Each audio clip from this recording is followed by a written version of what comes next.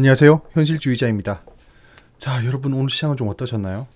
오늘 선물 옵션 동시 만기일이었습니다. 이걸 좀 알고 시장에 접근했어야 돼요. 근데 제가 누차 말씀드렸다시피 선물 옵션 동시 만기일은 외국인과 기관의 싸움인 겁니다. 굳이 뭐 개미가 그거에 휘둘릴 필요는 없어요. 하지만 좀 역으로 이용하는 방법도 있습니다. 그 뒤에서 잠깐 말씀드릴게요. 자, 일단 오늘 좀 외국인이 좀 팔고 나갔어요. 보시면 좀 크게 음봉을 그렸습니다. 거래량도 좀 올라갔고요. 근데 선물 동시 옵션 만기일 치고는 코스피 거래량이 그리 많지 않습니다. 즉 거래가 좀 많이 없었다라는 게 좀 보여집니다. 일단은 뭐 생각할 라인에서 움직이고 있어서 아직까지는 뭐 딱히 대응할 방향은 없습니다. 이걸 깨고 내려가거나 뭐 돌파를 하거나 이럴 때 시장 그 대응 전략을 좀 세워보도록 하겠습니다. 자, 코스닥이 지금 긴 음봉을 그릴 뻔했는데 또 밑골을 달고 올라왔죠. 이거 마지막에 끌어올렸어요. 마지막에 계속 약하다가 끌어올렸습니다. 일단은 좀 어느 정도 지지선을 만들어주고 있는 모습인데요. 하지만 코스닥은 지금 과매수 구간입니다. 떨어지기 십상이죠. 조심하는 게 좋습니다. 에코프로 BM이 무너지면 코스닥이 무너질 겁니다. 그때 바이오 등 주요 섹터들이 다시 올라와 준다면 코스닥 지수를 방어할 수 있겠죠. 말씀드렸다시피 외국인 기관은 코스닥이 이대로 무너지는 걸 바라진 않을 겁니다. 자, 주봉도 아직은 안전하고요. 예, 안전합니다. 자, 오늘 외국인이 코스피 코스닥 그 합쳐서 약 1.2조 원을 매도했어요. 이게 이때까지 쭉 추세인데요. 자, 거의 뭐 1조를 매도했죠. 코스피에서. 근데 최근에 산 걸 그냥 판 거예요. 최근에 산 걸 판 거다. 사고 팔고 하고 있습니다. 지금 외국인들 거의 단기적인 트레이딩만 하고 있어요. 근데 좀 약간 예측은 가능했죠. 풋옵션만 주구장창 사고 있고, 콜옵션도 좀 뭐 계속 팔고 있고, 거기에 지금 선물도 계속 그 매도하고 있었어요. 그래서 선물 옵션 동시 만기일 때 좀 많이 팔고 나가겠구나 정도는 예상했습니다. 근데 많이 팔고 나간 것 치고는 지수가 좀 방어가 됐죠. 최근에 위치가 좋아서 그렇습니다. 단기적으로 코스피 위치가 좋아서 그렇다. 일단은 1.2도 원을 매도했는데 왜 매도했을까요?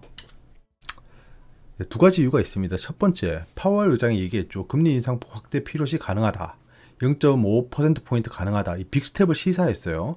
그래서 지금 얘들 지금 확률이 10%가 올라갔죠. 전날은 31.4%였는데 약 17%가 올라갔잖아요. 확률이. 즉, 17%만큼의 자금이 빠져나가는 거겠죠. 그래서 기계적인 자금이 나갔습니다, 오늘. 그래서 외국인이 좀 팔고 나갔어요. 거기에 선물 옵션 동시 만기일도 지금 계약에 영향을 준 거죠. 얘들이 어찌되었건 청산해야 되기 때문에 그렇습니다. 그 금리 인상 확률이 올라갔고, 기계적인 자금이 나갔고, 그거에 따라서. 실제 금리는 현재 예상보다 더 오르지 않을 것으로 추정하고 있습니다. 그 이유는 뒤에서 말씀드려 볼게요. 자, 1월에 파월 의장이 이렇게 얘기를 했습니다. 고용이 매우 강해 예상보다 지표가 강하면 금리를 더 인상하겠다라고 단초를 달았죠. 근데 최근에 지표가 강하게 나왔죠. 그래서 이제 금리를 더 인상하겠다고 발언한 겁니다. 이건 예정된 거예요. 예정이 돼 있었다. 1월부터 쭉 경제 지표를 다 같이 지켜봤잖아요. 생각보다 세네. 고용 지표가 세네. 물가가 좀 세네. 약간 이렇게 얘기했잖아요. 그래서 금리 인상에 대해서는 모두가 다 알고 있었기 때문에 오늘 그렇게 큰 매도가 나왔어도 큰 하락이 나오진 않았습니다. 공격적으로 매도하지 않았다는 거겠죠. 결국엔 그냥 기계적으로 대응한 거예요. 외국인 기관도. 왜냐면 돈이 좀 빠져나가야 되지 않습니까? 현재 금리가 더 올라간다면 신흥국에서 돈이 빠져야 되잖아요. 자, 금리 저는 전문가들을 되게 싫어요. 예, 거의 뭐 시체말로 전문가죠. 자기들이 무슨 전문가겠습니까?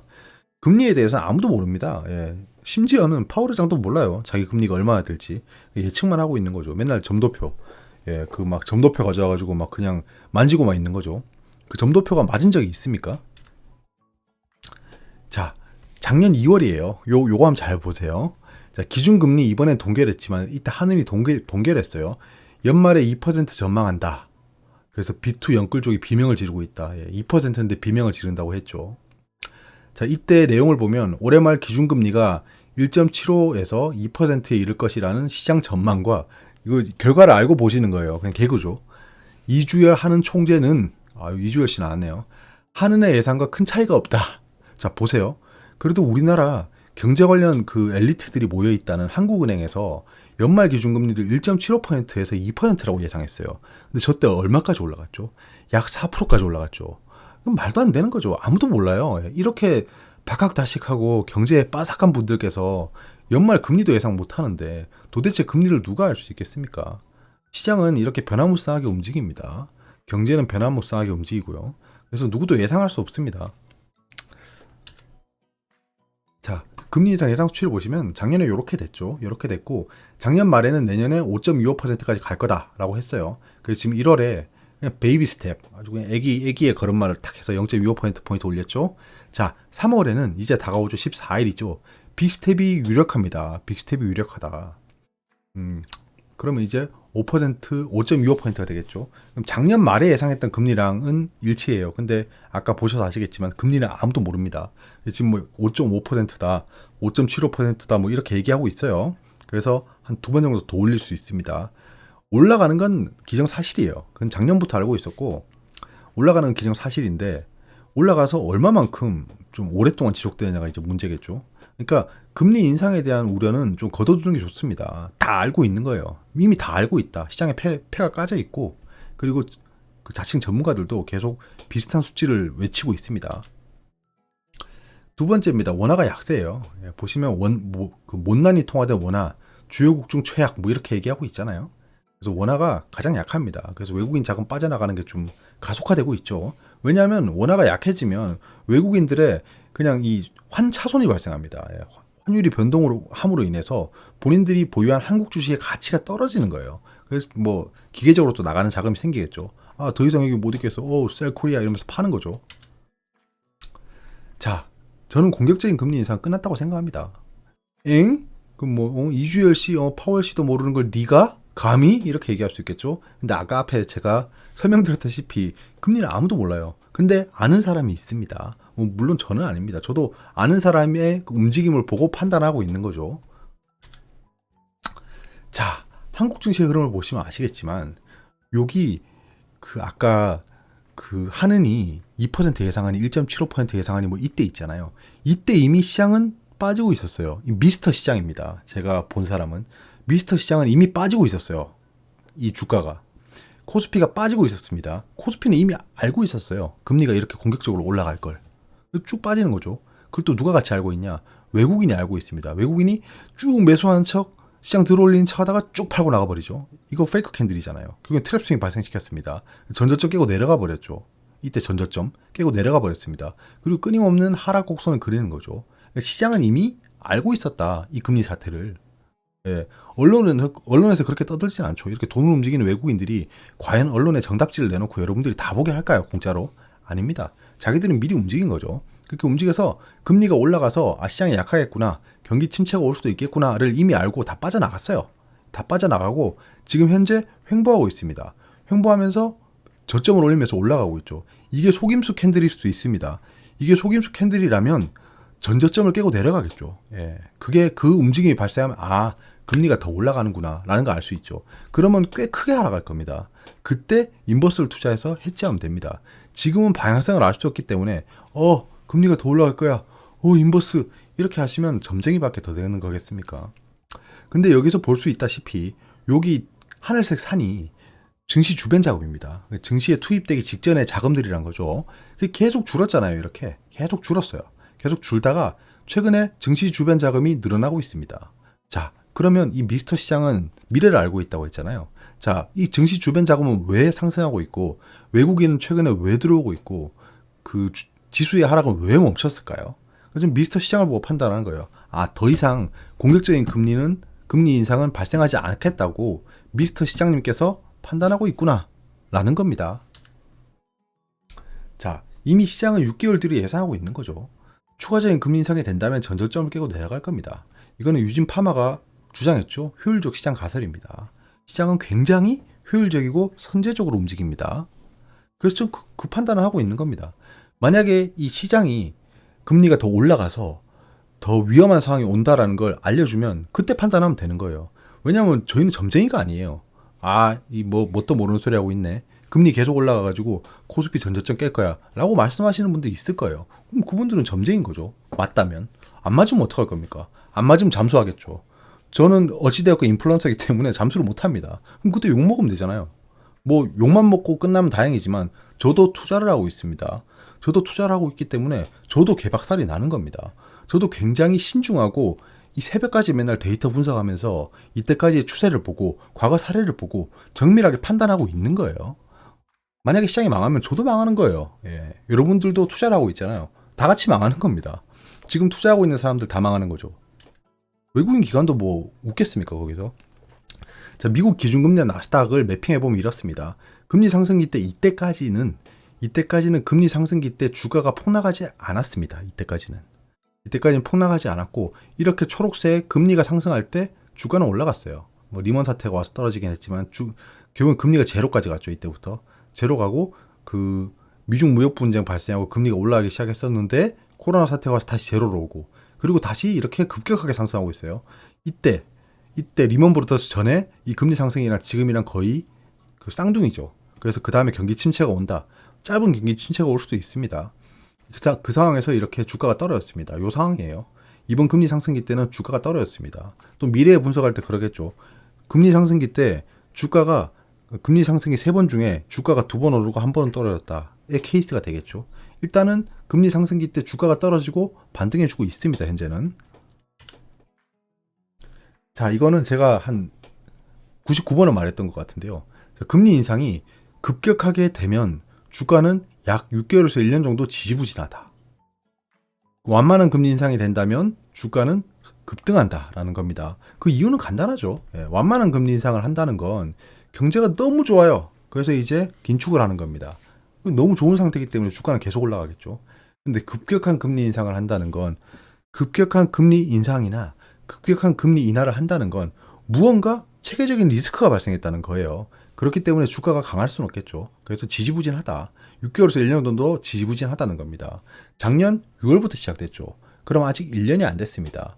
6월, 7월부터 시작했기 때문에 이 급격한 금리 인상의 시기가 1년이 아직 안 됐어요. 그래서 주가가 지지부진한 거고, 과거 데이터가 앞에도 적용이 된다면, 지금도 적용이 된다면 1년 정도가 지나면 주가는 상승하고 있을 겁니다.